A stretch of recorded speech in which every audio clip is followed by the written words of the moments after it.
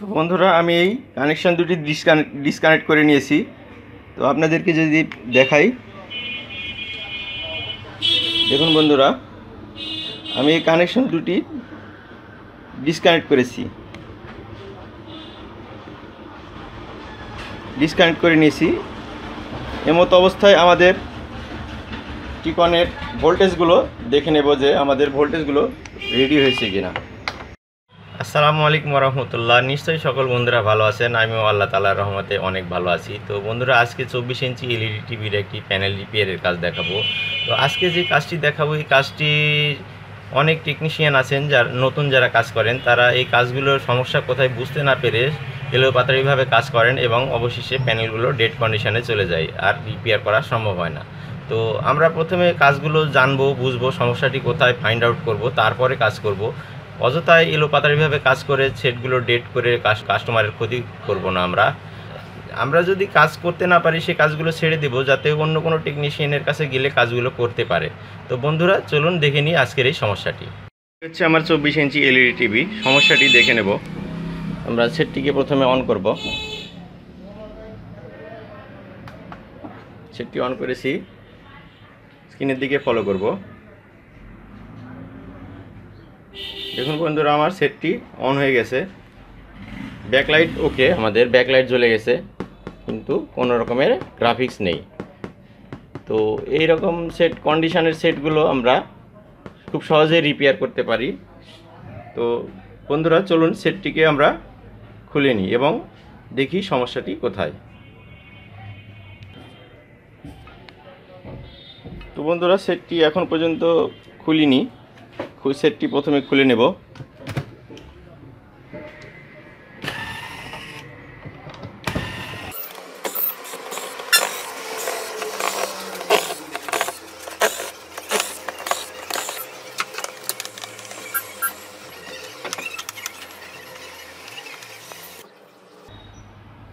তো বন্ধুরা, সেটটি খুলে নিয়েছি। এখন ভোল্টেজগুলো আমরা ভেরিফাই করে দেখব আমার বোর্ডের কি কন্ডিশন। তো সর্বপ্রথম দেখব panel supply 12 volt, supply volt আমাদের ঠিক আছে। এখন এরপরে দেখব আমরা ভিডিডি 3.3 ঠিক আছে। এরপরে দেখব আমরা এভিডিডি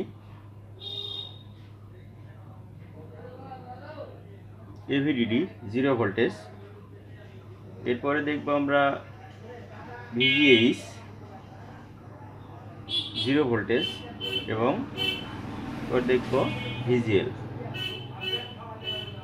বন্ধুরা, এই প্যানেলে শুধু 12 ভোল্ট প্রেজেন্ট এবং ভিডিডি 3.3 ভোল্ট প্রেজেন্ট, বাকি সব ভোল্টেজগুলো ড্রপ হয়ে আছে।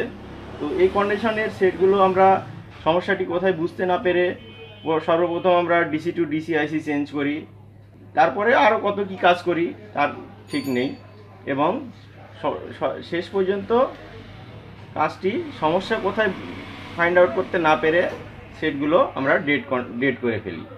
তো বন্ধুরা, এই সমস্যাটি সমাধান করার জন্য সর্বপ্রথম আমরা যে কাজটি করব, এই সেটের সর্বপ্রথম আমরা এই টিকন বোর্ডে কোনো রকমের শর্টিং ইস্যু আছে কিনা এই শর্টিং ইস্যুটি দেখে নেব। আর এই ডিসি টু ডিসি আইসি প্রোটেকশন মোডে যাই আপনার এই শর্টিং ইস্যুর কারণে কোথাও না কোথাও শর্টিং ইস্যু আছে, যার কারণে আমরা এই ডিসি টু ডিসি আইসির আউটপুট ভোল্টেজগুলো পাচ্ছি না। তো সর্বপ্রথম আমরা দেখে নেব যে বোর্ডে কোনো রকমের শর্টিং ইস্যু আছে কিনা। তো সেটটিকে আমরা অফ করলাম। এখন আমরা মিটারে কন্টিনিউটি মোডে চেক করব। দেখুন, আমার দুইটাই একসাথে করলে বিপ দিচ্ছে। তো বন্ধুরা, এই এসএমডি কম্পোনেন্ট এই টিকনের যেসব পার্টসগুলো আছে, এর মধ্যে সবচেয়ে বেশি হয় শর্টিং হয় আপনার ক্যাপাসিটার, ডায়োড এবং এই 3 পিনের ডায়োড আছে। 3 পিনের এই ডায়োডগুলো আছে, এই ডায়োডগুলো আমরা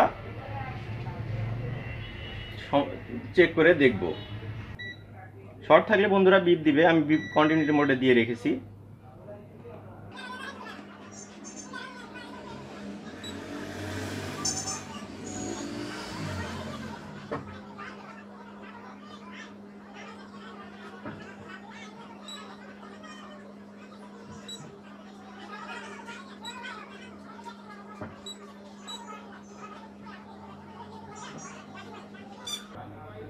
বন্ধুরা আমরা সকল কম্পোনেন্টগুলো চেক করে নিয়েছি, কোনো রকমের শর্টিং ইস্যু আমরা এই টিকন বোর্ডে পাইনি।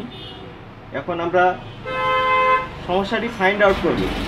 আমরা সর্বপ্রথম একটি প্যানেল রিপেয়ার করতে গেলে সর্বপ্রথম আমরা সমস্যাটি ফাইন্ড আউট করবো, এটা আসলে সমস্যাটি কোথায়। সমস্যা ফাইন্ড আউট করতে না পারলে আপনি সারাদিন ঘেটেও সমস্যার সমাধান করতে পারবেন না।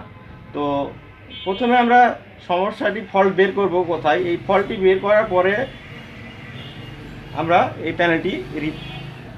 ফল্টটি বের করতে পারলে তারপরে আমরা প্যানেলটি রিপেয়ার করতে পারবো।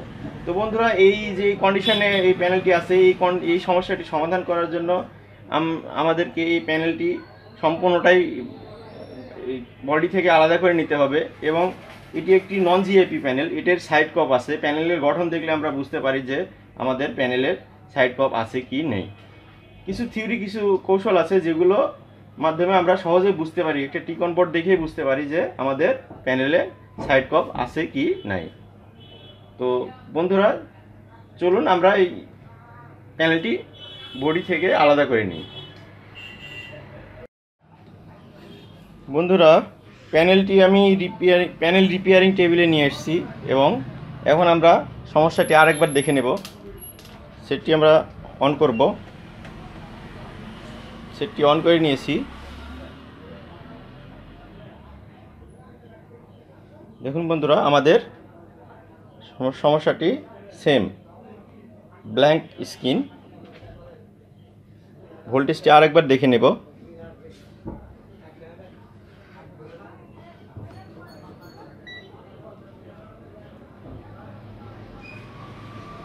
আমাদের সাপ্লাই 12 ভোল্ট প্রেজেন্ট এবং ভিডিডি 3.3 প্রেজেন্ট। বাকি সব ভোল্টেজগুলো ড্রপ হয়ে আছে, যেমন ভিজিএল, ভিজিএইচ ড্রপ, কোনো রকম ভোল্টেজ নাই। এবিডিডি সব ভোল্টেজ ড্রপ।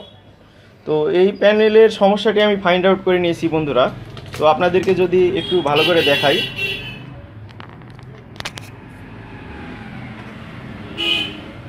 বন্ধুরা আমাদের এই সোর্স কপে আমি দুটি লাইন দেখাবো আপনাদেরকে।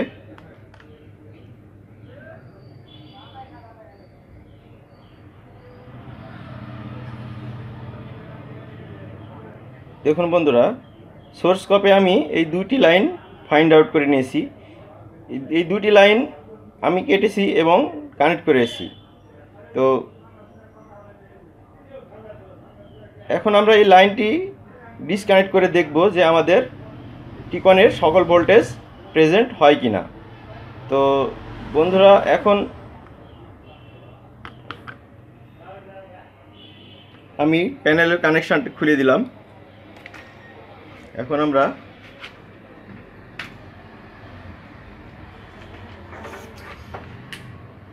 এই দুটি কানেকশান ডিসকানেক্ট করে দেব।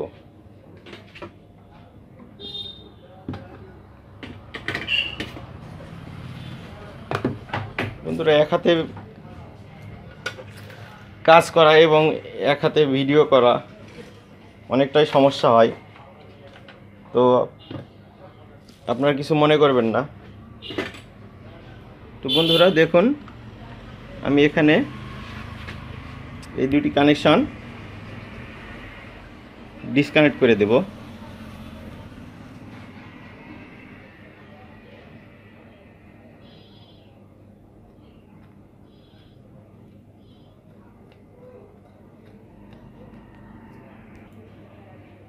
তো বন্ধুরা আমি এই কানেকশন দুটি ডিসকানেক্ট করে নিয়েছি।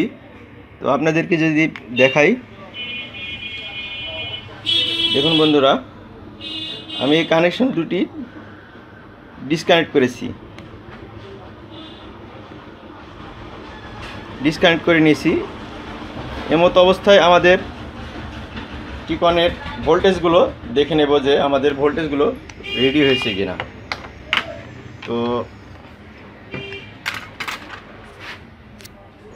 তো অবস্থায় আমরা এলভিডিএস কেবল কানেকশান করব।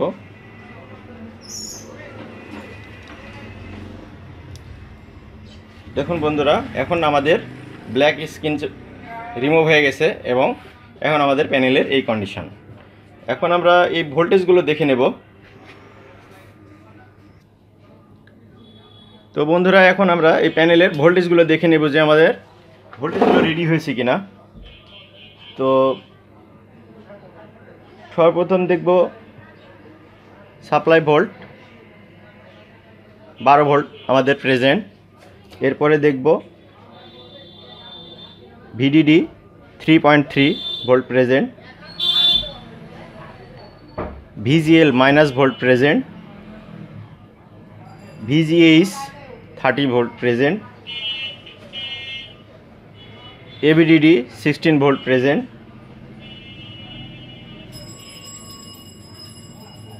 VCOM voltage 6 volt present. বন্ধুরা, এখন আমাদের টিকন বোর্ডের সকল ভোল্টেজ প্রেজেন্ট হয়ে গেছে। আমরা এই দুটি লাইন ডিসকানেক্ট করার পরে, তো এই দুটি লাইন ডিসকানেক্ট করেছি, কি লাইন ডিসকানেক্ট করেছি আপনাদেরকে যদি একটু দেখাই।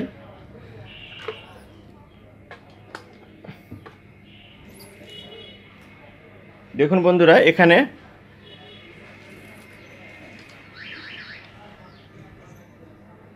এখানে যে দুটি লাইন ডিসকানেক্ট করেছি এই দুটি লাইনে আমি মিটার ধরব এবং দেখব যে আমার এই দুটি লাইন কি লাইন।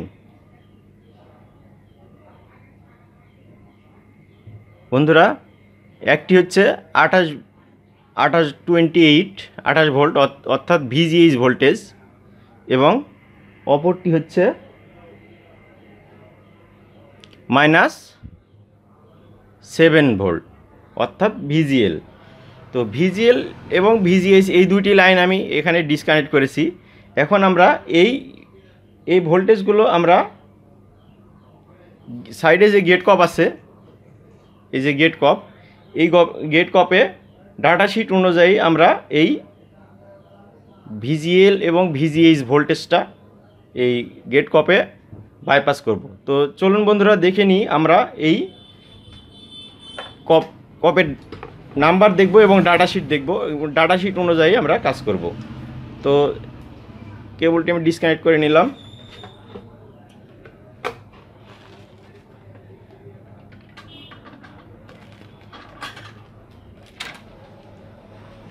এখন আমরা কপের ডাটা শিটগুলো দেখব। তো ডাটা শিট যদি কপের নাম্বারটা দেখব, নাম্বারটি যদি আপনাদেরকে দেখাই,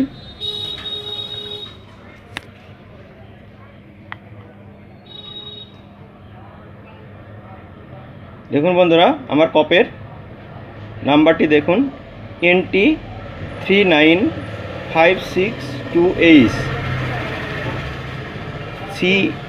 C12G9A।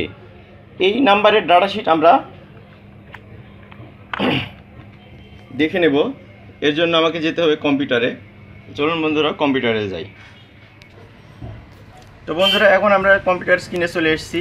এখানে লক্ষ্য করে দেখুন, 1 নম্বরে ভিজিএইচ ভোল্টেজ এবং 2 নম্বরে ভিজিএল ভোল্টেজ, এবং এখানে টিকন বোর্ডে সকল ভোল্টেজ এবং সিগন্যাল দেওয়া আছে এবং আমাদের এখানে নাম্বারিং করা আছে এবং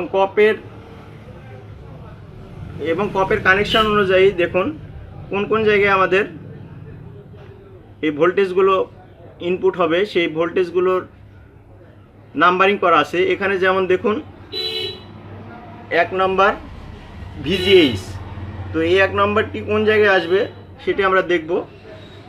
দেখুন বন্ধুরা, 1 নম্বর আমাদের কপের এই কানেকশানে আমাদের ভিজিএইচ সাপ্লাই ইনপুট হবে এবং ভিজিএল ভোল্টেজ 2 নম্বরে আছে। তো এই 2 নম্বর ভোল্টেজটা কোথায় হবে ইনপুট হবে আমরা দেখে নেব। দেখুন বন্ধুরা, এইখানে আমাদের লাল যেই চিহ্নটি দেওয়া আছে, এখানে আমার আমাদের 2 নম্বর ভিজিএল ভোল্টেজ ইনপুট হবে। তো বন্ধুরা এখন আমরা এই ডাটা শিট অনুযায়ী আমরা কপে ভোল্টেজগুলো বাইপাস করব এবং দেখব আমাদের সমস্যাটি সমাধান হয় কিনা। তো চলুন বন্ধুরা আমরা প্যানেল রিপেয়ারিং টেবিলে চলে যাই। তো বন্ধুরা আমি যে দুটি লাইন ডিসকানেক্ট করেছিলাম, এই দুটি লাইনে আমি দুটি ওয়্যার কানেক্ট করে নিয়েছি। এই দেখুন এই দুটি ওয়্যার কানেক্ট করে নিয়েছি এবং এই লাইন দুটি গেট কপে ডাটা শিট অনুযায়ী আমি এগুলো তা বাইপাস করেছি।